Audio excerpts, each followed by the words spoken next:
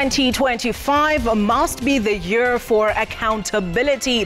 The words of the former Chief Justice David Maraga, who says there must be accountability for the lives lost, as well as the abductions occasioned by the anti-finance bill protests, as well as criticism of government.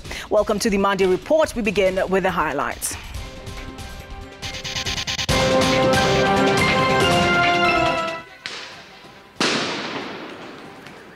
Tear gas, running battles and arrests. More than 30 protesters, including Senator Omtata, arrested in protests over abductions in Nairobi and several other towns. Release and produce abductees in court. Court issues ultimatum to Police Inspector General and other security agencies to produce abducted Kenyans in court by tomorrow. Where is she? Family in agony after their daughter, EABL brand manager Lilian Nyambura, goes missing. Fall of Moi University. We tell you what is ailing the country's second largest university.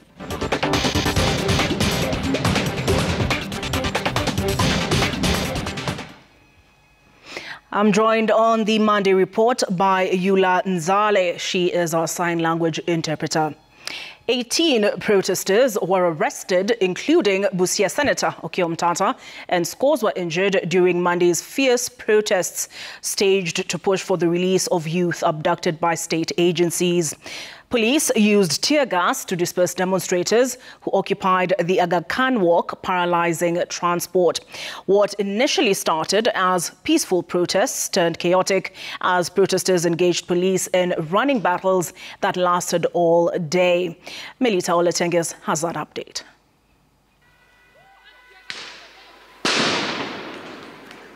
A chaotic scene unfolded at Aga Khan Walk in Nairobi, where activists and hundreds of protesters clashed with police as they stood against recent abductions. The crowd demanded that the government account for the missing persons believed to have been seized by state officers. Despite the numerous tear gas canisters lobbed at the protesters to disperse them, they held their ground. Occupy, occupy, occupy!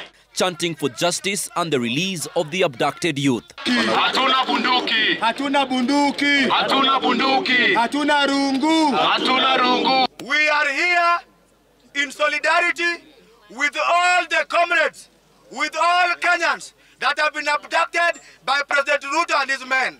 After engaging the police in running battles, the protesters and activists returned here to Aga Khan Walk, where they said they will pitch camp until the government listens to their cry. They are calling for the immediate release of those abducted by different government agencies. With their initial attempts to break up the crowd failing, police changed tack, arresting 18 activists, including Omtata, who were quickly bundled into police vehicles and taken first to Central Police Station before being transferred to Kigiri Police Station.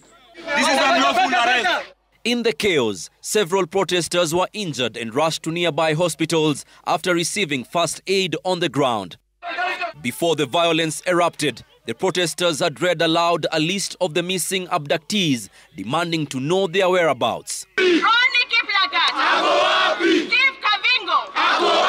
Patriotic songs filled the air as protesters condemned the government, accusing it of dragging the country back into dark, oppressive days. Earlier, police had ordered the protesters to disperse, but their demands grew louder, insisting the government should produce the missing persons. We want to make it very clear that we want our comrades released, and today. The protests brought business in Nairobi's CBD to a standstill for much of Monday, despite heavy police presence throughout the capital and its outskirts. Melita Oletenges, Citizen TV. Several protesters were also arrested as police clashed with demonstrators in Mombasa, Eldoret and Embu as angry youth engaged police again in running battles. It was, however, calm in other major towns, including Kisumu, Nyeri and Nakuru. Ben Kirui looks at how the situation was in other parts of the country. For the better part of Monday, Embu town was engulfed in chaos as tear gas canisters, running battles and road blockades characterized the protest. Demonstrators took to the streets demanding the release of youth abducted over a week ago. Police struggled to contain the unrest, resorting to lobbing tear gas canisters to disperse the protesters, who responded by hurling stones, leading to prolonged clashes. The disruptions paralyzed the businesses and transport activities as demonstrators barricaded major roads in and out of the town. In Mombasa County, a heavy police patrol was deployed in most of the city's streets to stop demonstrations. Any attempt by youth to converge was meted with force, with 3 of the protesters arrested for trying to stage demonstrations. Mombasa County Police Commander Peter Kemani had earlier declared the protest illegal, warning against any gatherings, a move that activists strongly condemned. Sisi tuko na amani, sisi hatuna shida na mtu. Kitu tunataka majibu. Wale ambao wamekuwa abducted wako wapi? Tunataka majibu kutoka kwao polisi, manake wao ndio wanafaa watulinde sisi. Badala ya wao kutupatia sisi usalama, walikuja wakatufurusha. Polisi mwatunyanyasa na majibu hatuna. Badala ya nyinyi kuungana na sisi, nyinyi ndio mwanzo mwatutia kwenye vitisho. Tumekuwa mapembeni na wamekuja wakatutisha vikali sana na wakataka pia kutushika, lakini kwa uwezo wake Mungu tutakwenda nao bumper to bumper mpaka muachilie. Similar arrests were reported in Eldoret as police clamped down on any attempt to stage protests. In Kirinyaga County, youth rallied to denounce the alleged abductions, accusing the government of involvement. They issued a 24-hour ultimatum for the release of the missing individuals. Tunaambia serikali namna hii, kesho asubuhi wao vijana kama hawatakuwa wamepatikana, watuambie tuwatafute sisi wenyewe. Meanwhile, other parts of the country remained relatively calm. Kisumu County saw no protest on Monday as residents chose not to participate in the anti-abduction demonstrations called by human rights activists. However, they condemned the abductions, urging law enforcement agencies and all stakeholders to uphold the rule of law. I want to urge this government that it has become a national disaster, and therefore Parliament should be recalled to discuss this issue of abduction. Mimi nataka maandamano iendelee zaidi. Hata huku ni venye tu hawajatokea, mimi ningekuwa mmoja wao. Inafaa iendelee hadi serikali iache kufinya watu, iache kuabduct watu. Sisi kwanza tunataka tuvuke mwaka na amani. Tuko na wageni hapa Kisumu, tuko na wageni Siaya. Baba Raila Amolo Odinga atatupatia mwelekeo. According to the Kenya Commission on Human Rights, 82 people have been abducted since June, with their whereabouts still unknown. Ben Kirui, Citizen TV, Nairobi. The High Court has ordered the immediate release of 6 youth who were allegedly abducted on different days within the month of December. In his ruling on Monday, Justice Bahati Mwamuye directed the Inspector General of Police, Douglas Kanja, to personally produce Gideon Kibet, Ronnie Kiplangat, Billy Mwangi, Bernard Kavuli, Peter Muteti and Steve Kavingo in court tomorrow. Time 11 a.m. Justice Mwamuye also issued a conservatory order restraining the charging or prosecution of the 6 youth for any criminal offense without the High Court's approval. The ruling comes on a day when Busia Senator Okiya Mtata also moved to court to file a case demanding the release of the missing youth. Safin Achinguma has the details. The increasing spate of abductions in the country continue to raise an alarm, with the pressure now building up along the corridors of justice. On Monday, the High Court issued an order directing the Inspector General of Police, the National Police Service, the Directorate of Criminal Investigations, the National Intelligence Service, The Cabinet Secretary of the Ministry of Interior, the Director of Public Prosecutions, and the Attorney General to immediately secure the release of Peter Muteti, Bernard Kavuli, Billy Mwangi, Gideon Kibet, Ronnie Kiplagat, and Steve Kavingo, and produce them at the Milimani Law Court's High Court wing tomorrow at 11 a.m., failure to which they should explain to the court under oath circumstances of the matter and the whereabouts of the six. The Inspector General of Police, Douglas Kanja, has been summoned to personally produce the six in court tomorrow.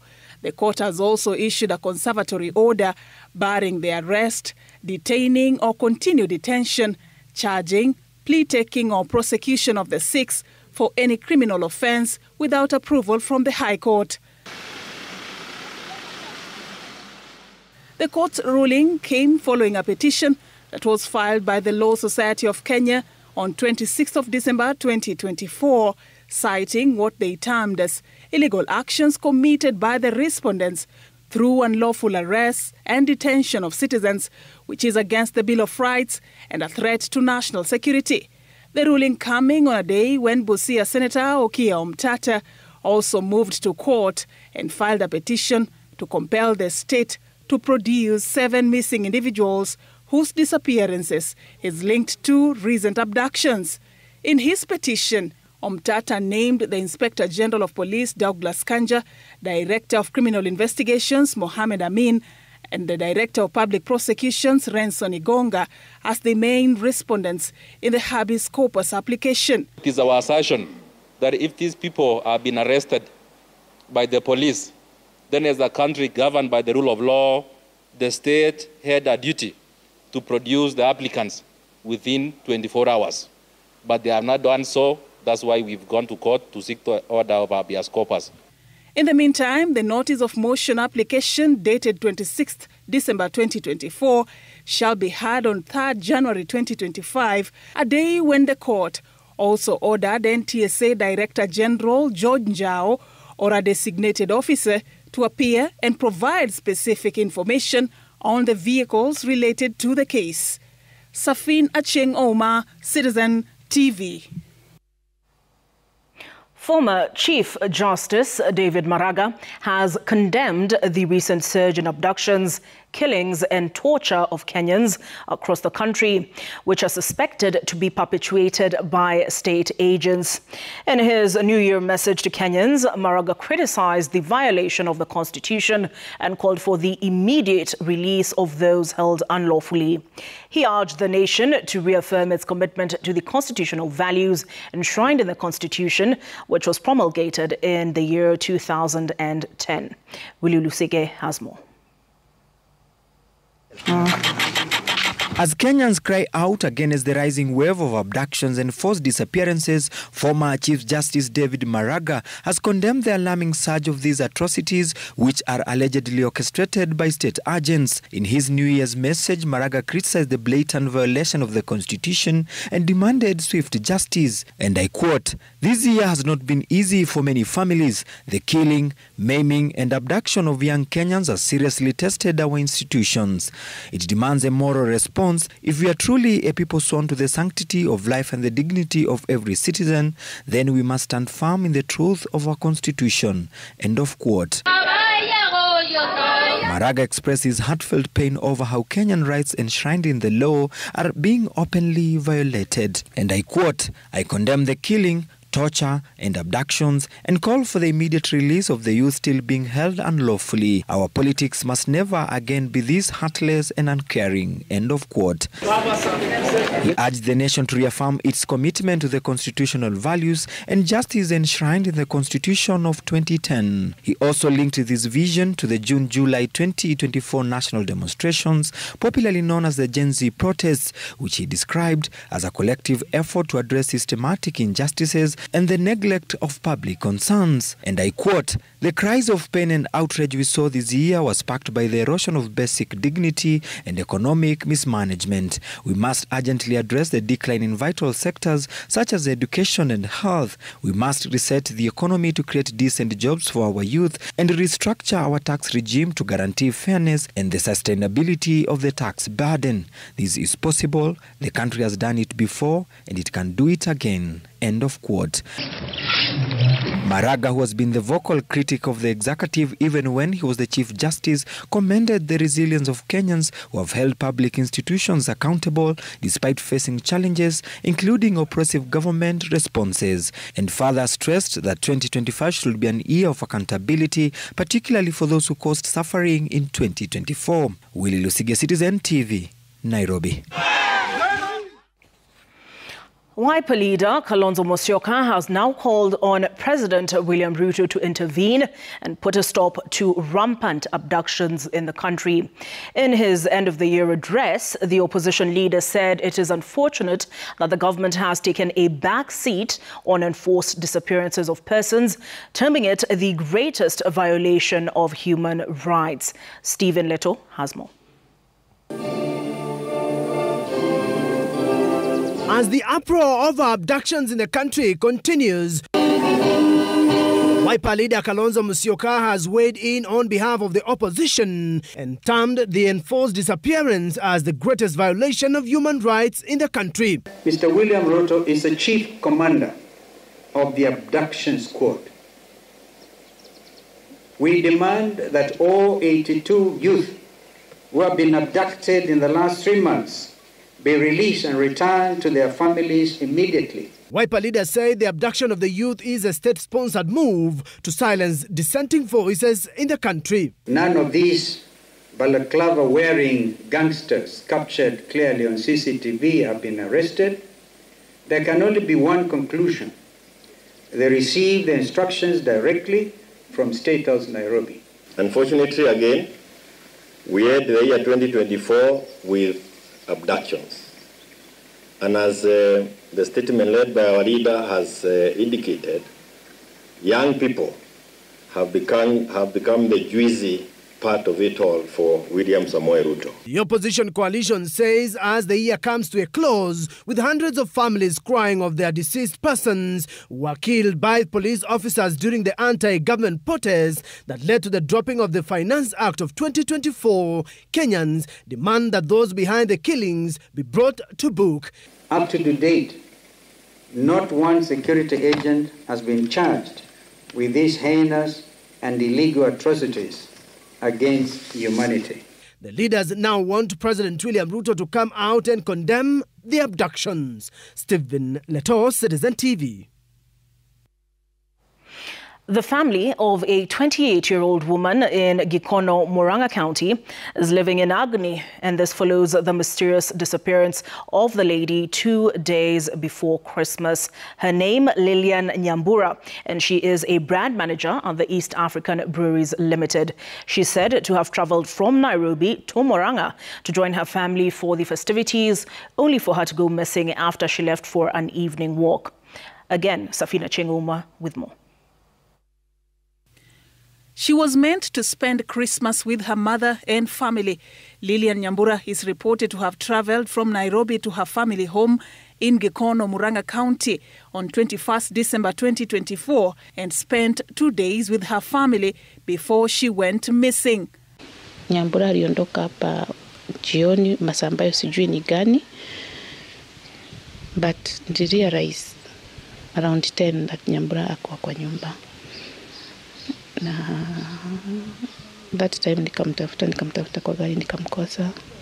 Ndio nilirudi make some text juu already ilikuwa past 11.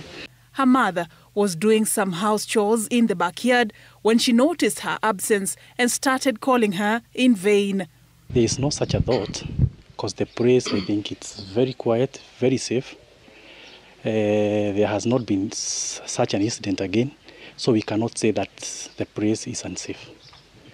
So what I can say is the place is safe, and we cannot speculate for anything.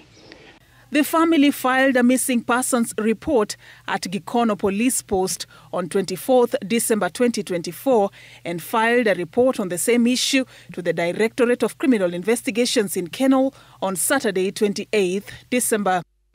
So the following day, that's when I called one of my cousins to Kaenda police station. We reported. And up to now, my daughter is still missing. According to the police, the case may take time to unravel as she did not carry with her any communication device which could have been tracked to pin her last location. The family says that Nyambura did not show any signs of distress or give any clue that could be linked to her disappearance. They hope for her safe return home. So please, whoever is holding Nyambura, just release her for me. Safin Achieng Oma, Citizen TV.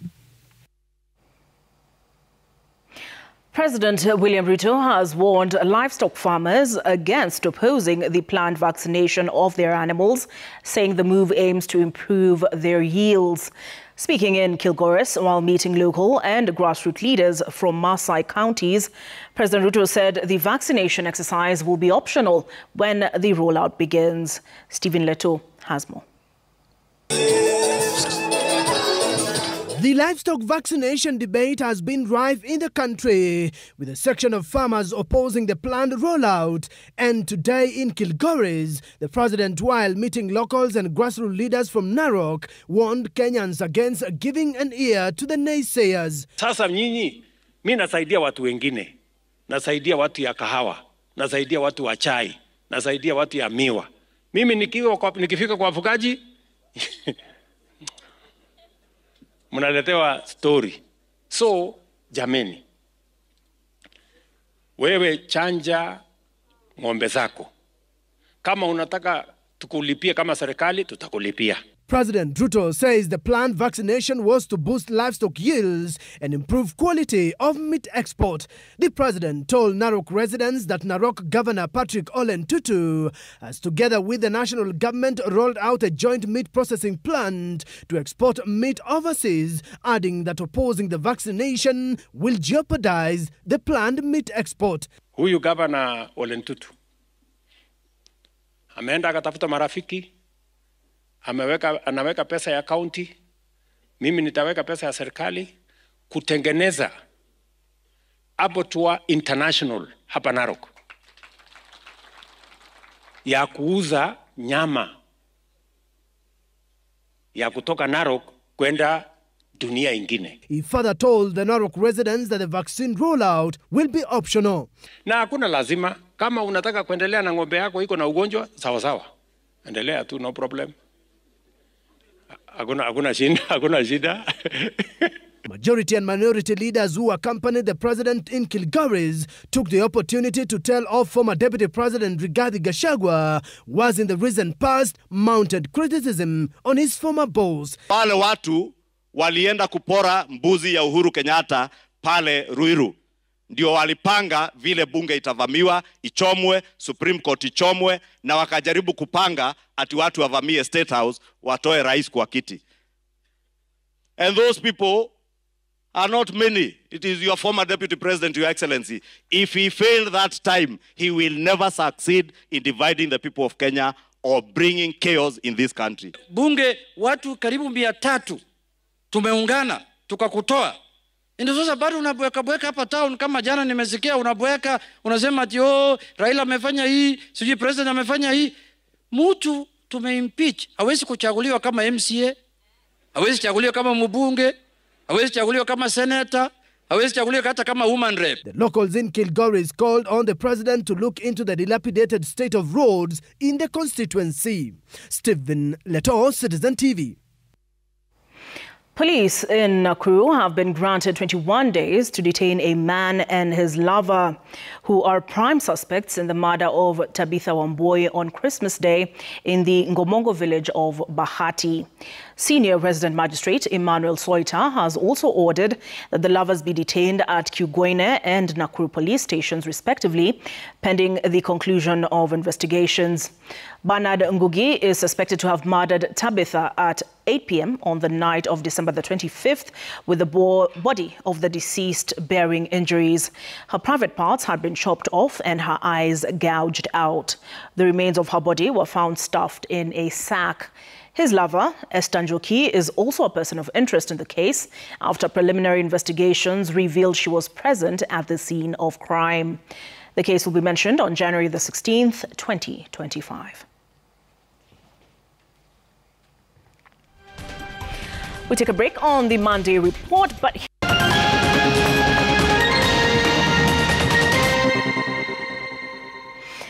thank you for staying with us on Monday Report. Moi University has been in the eye of the storm for the better part of the year, with its top administrative unit finding itself entangled in a multi-billion corruption probe and industrial action by staff, leading to paralysis in Kenya's second oldest public university. Laura Otieno takes stock of the rise and fall of Moi University and what lies ahead for the institution that has given rise to 10 other public universities across the country.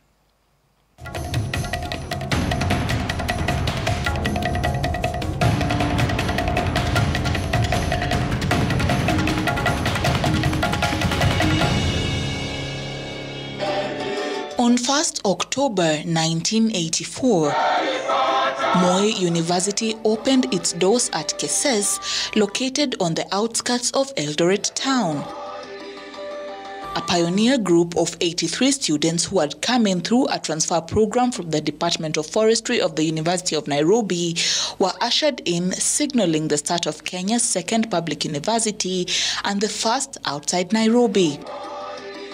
The institution then expanded its tenets, currently having over 50,000 students across all programs. According to Moi University management, the rain started beating in 2015 following the implementation of a government policy to admit all students who had attained the mean grade C+ and above under the government-sponsored students program. The university, which heavily relied on privately sponsored students, was hit in the underbelly. It meant 3-4 billion out of revenue streams. So that's the rain started beating us again. You cannot pay pension, statutory remittances, staff, bank staff remittances and so on. That started accumulating year in, year out to today, where we owe our pension 4.2 billion. We were not getting enough money for salaries. And we could only raise net salaries for our workers. We were getting 202 million every month up to June, and we were required to top up 16 million on top to make it 218. In 2016, Moi University hit the headlines as the then governor of Uasin Gishu, Jackson Mandago, then Elgeyo Marakwet Governor Alex Tolgos, Kapseret MP Oscar Sudi, among others, led residents of Keses to storm Moi University, demanding the ouster of Professor Laban Airo, who was appointed following the expiry of the 10-year tenure of Professor Richard Mibei as Vice-Chancellor. While they faulted the appointment of Professor Airo as lacking merit, the tribal card played out, aggravating an already dire situation. Nyinyi kila siku mnangojea DP akienda nje ndio mnafanya funny appointments. Mnataka kutupiganisha kwa hii serikali. Ati ndio isemekane Rift Valley has issues. You know the deputy president has no support in his backyard. Kwendeni kabisa, you are moles. We shall interfere with management mpaka washike laini. Hata kanzo meeting tutakujanga kuketi huko kama mzee ametaa kusikiza.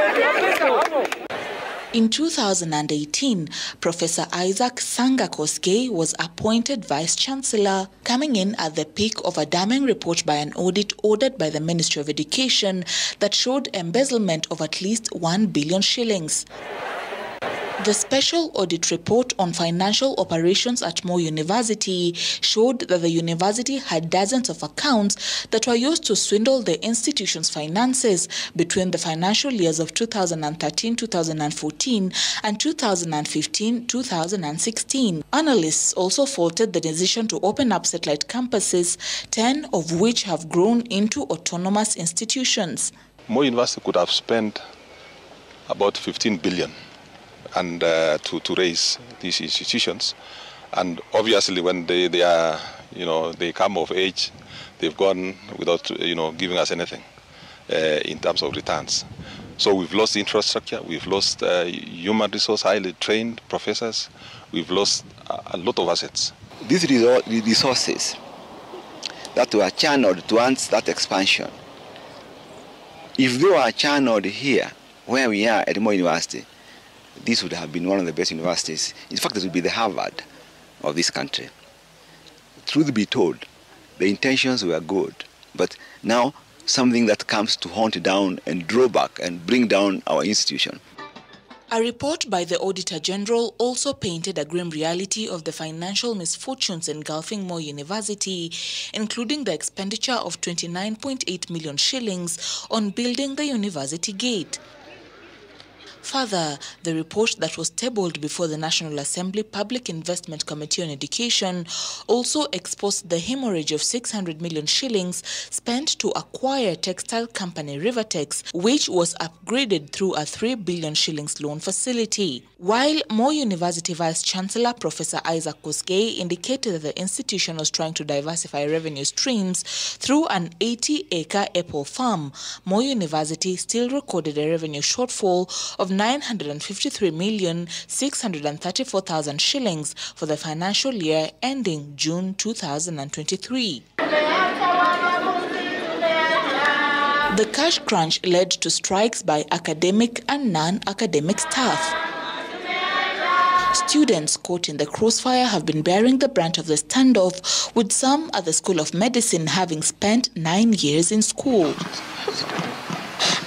Various entities, including the alumni of Moi University, have called for the resignation of Professor Isaac Kosgei, whom they accuse of running down the institution and failing to provide safeguards in the wake of the financial crisis. You cannot keep telling us that a university has been humiliated in the manner that it has, and you're still staying put. In this country, where is the culture of resigning? Ukishindwa na vitu, you resign and you let someone else more competent than you to come and handle the situation. On 30th November, the university resumed operations that had stalled for nearly 3 months. The truce was occasioned by a return-to-work formula where government committed to release 8.6 billion shillings for salaries to be paid in 2 phases. The deal also involved a 500 million shillings allocation to pay loans, union dues, pensions, as well as welfare services. We could not get everything, but at least we have got something. Going forward, you will be getting your gross salary. Ata mkia ya ng'ombe ni nyama. The misfortunes bedeviling Moi University point to a bigger crisis in public universities that have been fingered by various agencies on allegations of mismanagement, compromising the quality of higher education, calling for stringent reforms to restore the dignity of institutions of higher learning. Laura Otieno, Citizen TV.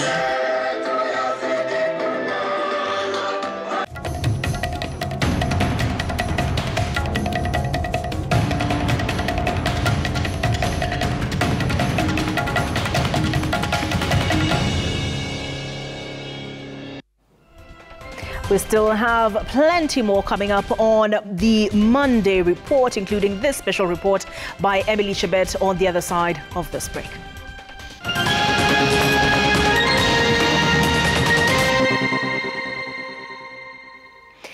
Thank you for staying with us on the Monday report.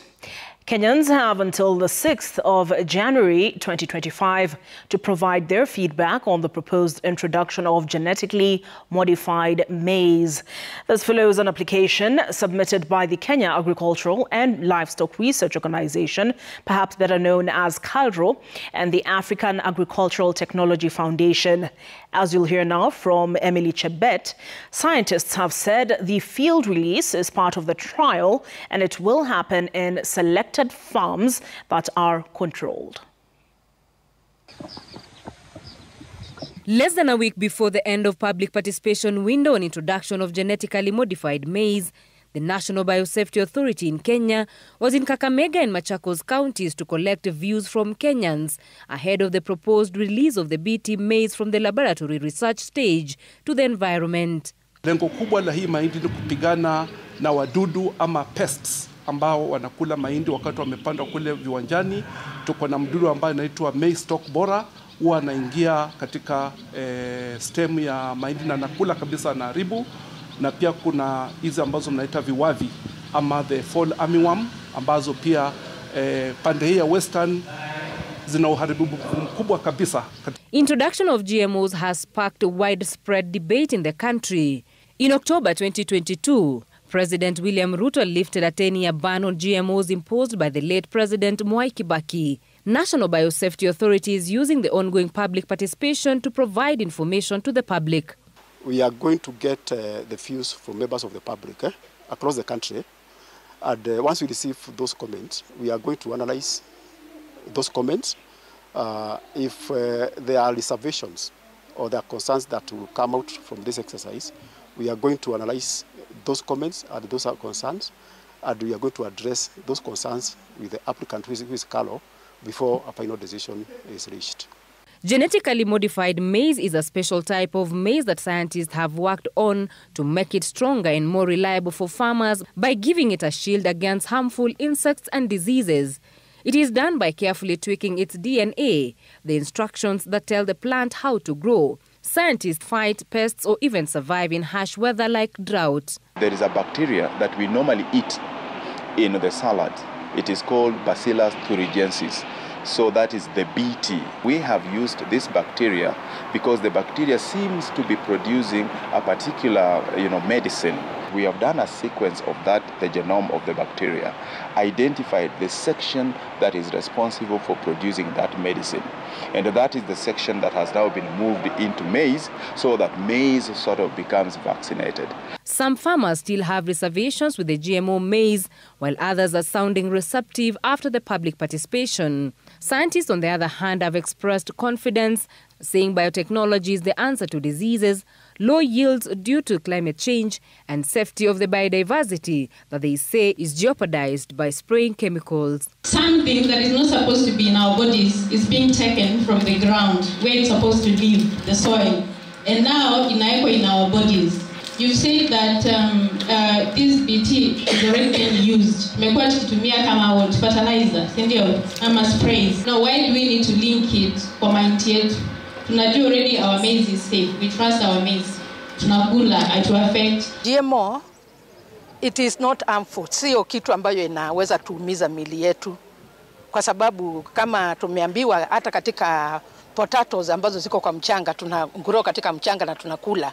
Hiyo protein bado iko huko ndani. Nimejua kabisa tumekuwa tukipotea kwa kukosa maarifa, kwa sababu tulidanganywa kuhusu hii GMO. BT ni mdudu tu anakaa katika mchanga na haswa anasaidia, anaua hawa wale wadudu. The reason why it is safe for human consumption is that it is specific to these pests. Why? Because the gut of these pests are alkaline. So when this medicine is taken, it requires an alkaline environment for it to now become active. Now, human gut or throat is not alkaline, it's acidic.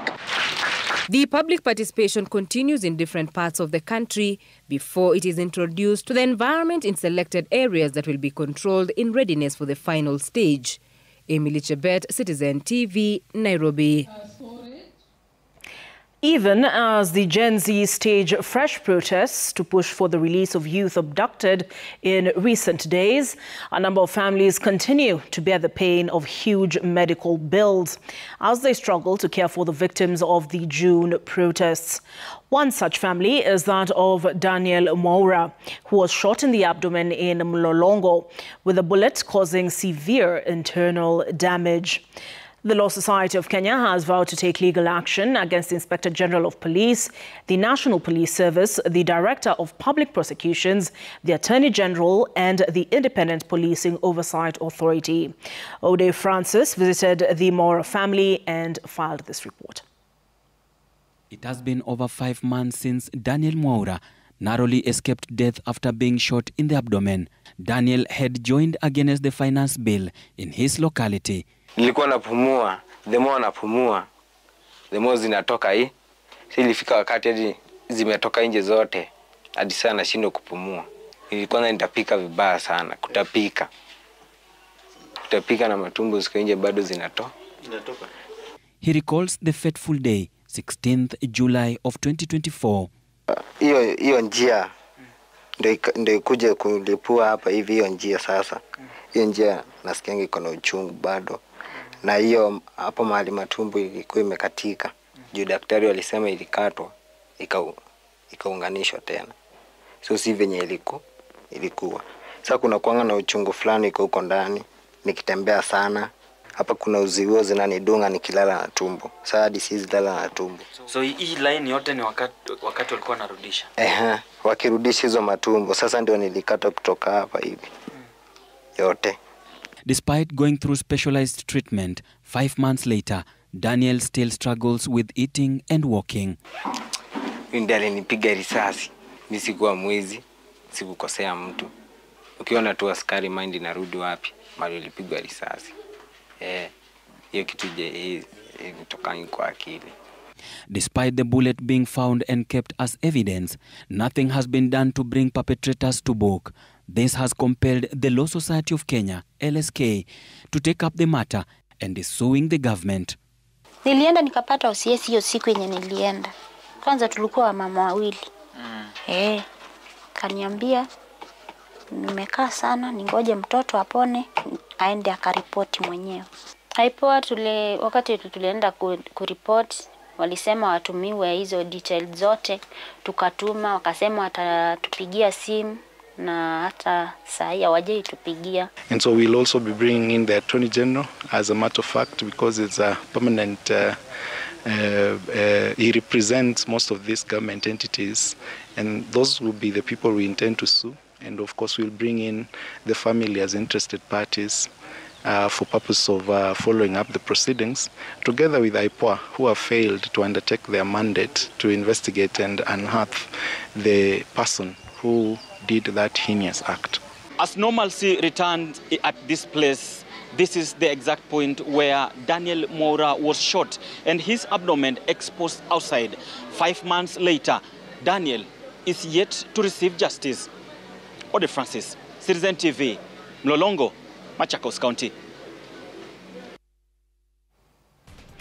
Keep it a Monday report because we have more on the other side of this break.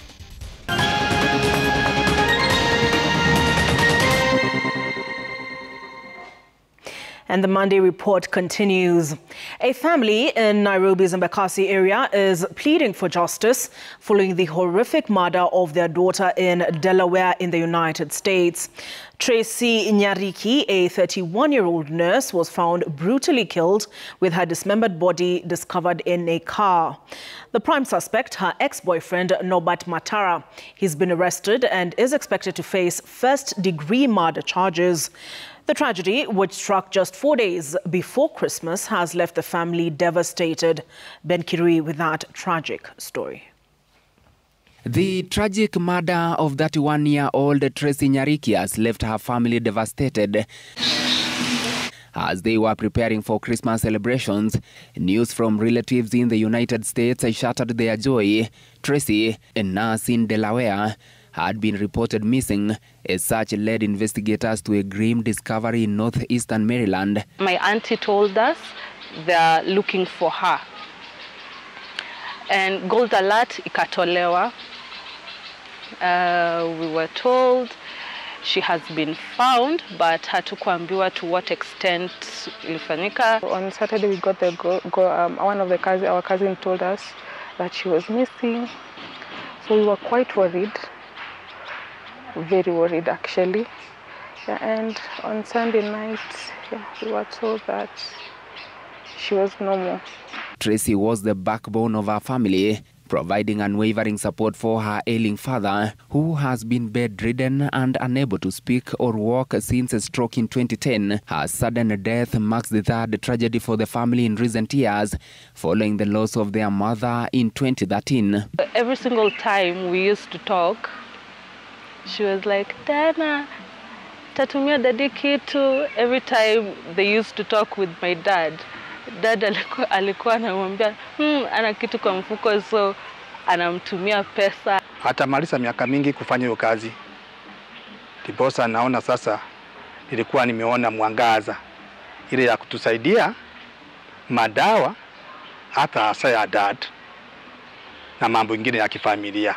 I don't get why it happened to our family, because we have a lot of questions. Because now look, my dad is like, I lost my mom first in 2013. My dad got sick 2010. Sai Tracy is gone. I don't know. Authorities in the United States have linked her ex-boyfriend, 32-year-old Norbert Matara, as the prime suspect. Matara, who is already in custody, was found near his vehicle in Aberdeen, Maryland, where investigators discovered Tracy's dismembered remains. While the motive for the murder has not been officially established, Tracy's family believes the jealousy may have driven Matara to commit the heinous act. Just a few months ago in August, Tracy had celebrated a traditional wedding with another man. Waliachana kitambo sana. Kitambo sana, like 2 years ago waliachana. So Tracy moved on with her life. It might be when he saw that he had moved on. I think he saw that he had lost the chances with her completely. U.S. police intend to charge Matara with first-degree murder. Meanwhile, Tracy's family is appealing for justice even as it grapples with the logistical and emotional challenge of transporting her body back to Kenya for burial, plans which remain uncertain as investigators are yet to release her remains due to active investigations surrounding her murder. Another Kenyan man accused of killing his girlfriend in Boston and fleeing to Kenya was extradited back to the United States last year. 42-year-old Kevin Kang'ethe was extradited from Kenya to the United States for allegedly murdering his girlfriend, Margaret Mbitu. Margie's body was discovered in a parked car at Boston's Logan International Airport 2 days after she was reported missing. Ben Kirui, Citizen TV, Nairobi. Imagine relaxing in your house and ordering your beef and lamb online, which is delivered within minutes during this holiday season. This is the new strategy employed by Neema Livestock and Slaughtering Investments Limited in Lucky Summer, Nairobi, and which is allowing families to enjoy quality time without the need of rushing to a butchery. The company, which is leading in the export of meat products by slaughtering over 10,000 livestock daily, aims at ensuring the services are devolved to all 47 counties. The scenes during these Christmas holidays, meat is in plenty not just in homes, but also in restaurants and entertainment spots. A delicacy enjoyed across the world is also Kenya's favorite dish, not only during festivities, but on a daily basis. This has led to a growing demand for beef in the country with the current production of 260,000 tons, and which contributes over 8% to the economy. It is this growth that has led companies like Neema Livestock and Slaughtering Investments Limited to seek ways to bring beef closer to the people in the comfort of their homes. With the launch of their online shop, it will now be easier for any Kenyan to order for fresh meat online and get it within minutes. From whole goat or lamb, goat tripes, beef or goat liver, lamb ribs or shanks, you can purchase any meat product of your choice by scanning a QR code or making a call. Kuanzia nyama kilo mfano 5 ikiitisha, tunaweza beleka na pikipiki ambayo imetengenezwa refrigeration, njia mzuri tumetengeneza na standard yake imekuwa mzuri, tunabeleka na pikipiki. Nyama kuanzia kilo 30-50 ikiitisha, iko gari ndogo ndogo ambayo anabeleka nyama kwa wako kwa baka nyumba yako. kwa digital system. Bonaya, who is the founding chairman and managing director of the company, formed by a group of 3,000 meat suppliers back in 2015, says the initiative to take butchery services online was informed by reports of suspicion of the quality of meat in the market. Nyama Kenya wa Kenya, ile wengine anashuku nyama labda ametoka bali ingine, mara mingine iko na wasiwasi ya nyama labda mambo ya bunda watu wanataja kitu kama hiyo. Ndio tumeona ni mzuri kwa Kenya bali wanajua ambaye standard ya quality na usafi wamechunga, ili tuuzie wa Kenya wafurahi waanze kula nyama wakati ya sherehe, wakati Christmas kama hii. With a slaughtering capacity of over 10,000 heads of sheep and goats and 500 heads of cattle, the company supplies halal quality meat in over 6 countries, including Dubai, Saudi Arabia, Kuwait, Bahrain, Oman, and major supermarkets in the country. It now targets new market in Iran and Europe, where the government has negotiated for more market for Kenyan products. Tunabeleka kama Carrefour supermarket sisi tuna supply, Naivas tuna supply, hoteli kubwa kubwa ambayo tunabeleka, Kenyatta Hospital tunabeleka, State House tumesupply, kama Serena tumebeleka, hoteli kubwa kubwa mingi tunabeleka, tunasupply njani ya loko. Tumefungua market ya UAE yote through the Comprehensive Economic Partnership Agreement, CEPA, between Kenya and the United Arab Emirates. Tumefungua soko ya Europe, Uingereza, 27 countries in Europe. Tumefungua hiyo soko, rais alifungua, almost a GDP or economy of 16 trillion euros. Wametupatia quota free, duty free, tupeleke vitu zetu huko. Mweke says Kenya has an opportunity of being the third African country to tap into the European market, which will enhance the quality of meat and also benefit farmers, as the meat products will be bought using euros. The only countries in Africa that have met those conditions that can send their meat to Europe ni Namibia na Botswana. Sasa sisi tunataka kuwa nchi ya 3 Afrika mzima tupeleke nyama Europe, kwa sababu rais amefungua soko. Sasa tumsaidie nyama itoke Wajia ikuje hapa slaughter, kutoka hapa iende London. Zema nikifika nachinja mbuzi yangu zote kwa baadaye leo hii, kama hii leo Juma Alhamisi sio? Leo nimechukua mbuzi 1100 kwa binafsi yangu mwenyewe. Sio mtu mwingine. Almost nimechinja 400 sababu issue nimesita na kitu nimebeleka malishoni. We have been able to expand and deliver meat to even interior places of Mount Kenya, interior places of Nakuru and so on and so forth, and we're expanding. We need to expand across East and Central Africa. Neema Livestock and Slaughtering Investments, which buys sheep, goats and cattle from 14 arid and semi-arid counties, says their mission is to acquire a big ranch where animals can be kept for steady supply of meat. Gatete Njoroge, Citizen TV, Nairobi. Coming up on the sports news, up next.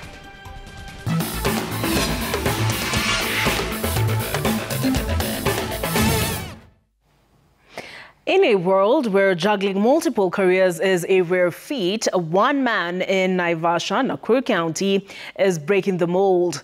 Police officer Eric Njogu is making waves both on and off the pitch. By day, he serves as the protector of his community, donning the National Police Service uniform. But come the weekend, he transforms into a top-tier referee in the Football Kenya Federation Premier League. Our very own Festus Lango caught up with the man behind the whistle at the Naivasha police station and filed this story. Bicha kumbukumbu. Pilato siku leo ni Eric Njogu akisaidiwa na Irene Masha. A journey that began a decade ago at the branch league level has seen Eric Njogu rise to the highest level of football officiating in the country. At the Naivasha police station, we caught up with 33-year-old police constable Eric Njogu, who spends his weekdays in blue uniforms, performing his duties as a police officer, and his weekends in yellow, red and black, officiating in the FKF Premier League.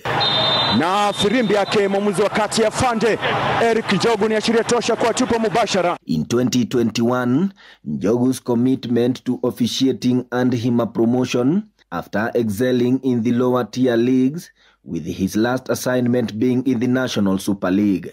A father of two, Njogu joined the National Police Service in 2009.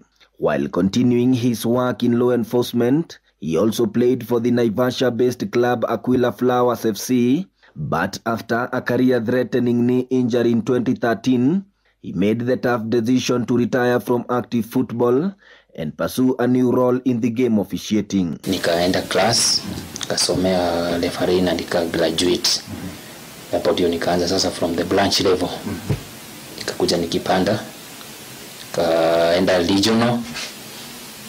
From regional, nikawa promoted to Division 2, then later to Division 1, then to NSL, up to now, mahali niko kwa KPL or FKF Premier League. As a police officer, Njogu's top priority is maintaining safety, law and order in his community. On the pitch, his mission is just as clear, ensuring fair play and discipline. Both roles come with their unique challenges, but he thrives on the responsibility, balancing both with dedication and passion. Ni sacrifice tu, cause lazima ufanye zote. Kazi ya polisi yenye umekuwa assigned, una make sure umemaliza in time, then you give your time for training, and later kama kuna match umekuwa appointed, you attend that match. The good thing about what he's doing for our people here is that most of the youths have now grown to have the police officers. They don't fear them. Of course, they respect them at their place of work. But we find that these officers, they are showing another side of what we thought of police officers are. Una game unaweza cheza, at least unaone umefika mahali unatamani hata dunia ipasuke uingie hapo ndani.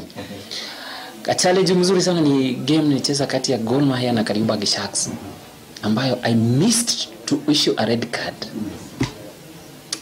Lakini siku unajua kwa football ni just a fraction of a seconds zenye unaweza miss everything. So I missed to issue a red card. Later kukuja kuangalia game from the clips naona so ilikuwa hivi serious na nimemiss. Then watu kwa social media ndio wao wanakuja, refa umehongwa, ufanya nini? Hujahongwa lakini umemiss kitu tu. Known by his colleagues as Jungle Master, his unwavering commitment has inspired those around him, including fellow officers who have taken to the field themselves. Tumefanya naye na niye amenileta kwa industry.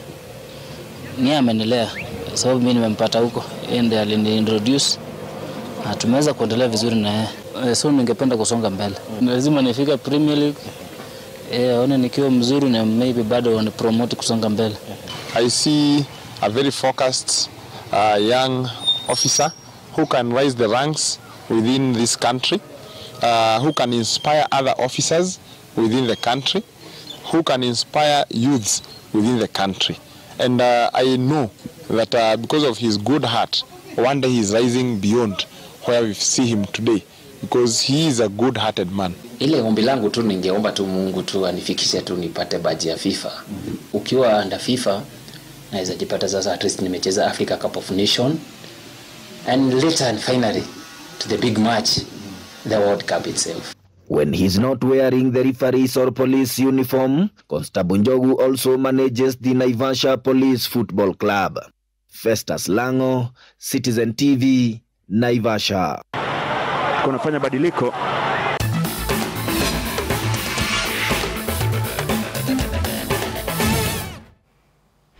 And that concludes the Monday Report. I've been your host, Olive Burrows. Our sign language interpreter tonight has been Yula Nzale. See you in the new year.